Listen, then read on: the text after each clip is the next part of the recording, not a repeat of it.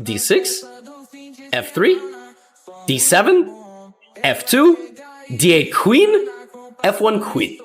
And ladies and gentlemen, we now have a game of 5 queens on the board. 5 queens.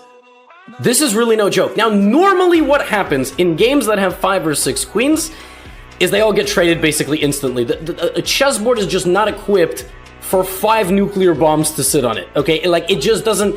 There's so much tactical firepower. At some point, you just... And so white plays queen e7, and that is actually an unbelievable move. Look at that move. If you could take it like this and get mated, you can also take it like this and get mated. And by the way, I'm threatening to mate you. So for example, if you don't take it, I still mate you. So the only move here, I believe, there may be 2 moves that stop mate are interfering with the queens. And I really wish that, you know, white kind of continued the game here with something like queen f6.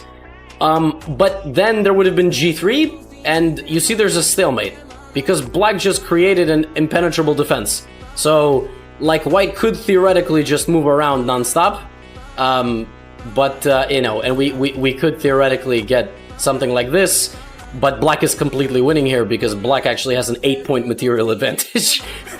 Black is up a rook and a bishop.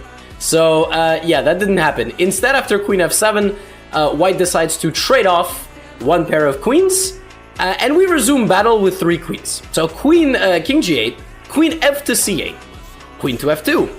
But you notice, black has an ace up their sleeve. Black still can make another queen.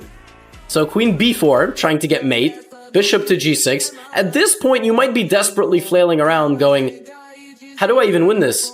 And white takes on g4. So now white has removed that pawn from the game. Bishop e4 is not a winning of a queen because you take it like this. But there is bishop d6. White just doesn't have the firepower. Like, white just has 2 queens. But they can't really do a whole lot. So queen e6. And now the knight is being targeted. Queen d5 protecting the knight. But now the rook comes. King d1. Bishop takes d2. Uh-oh. What's the problem?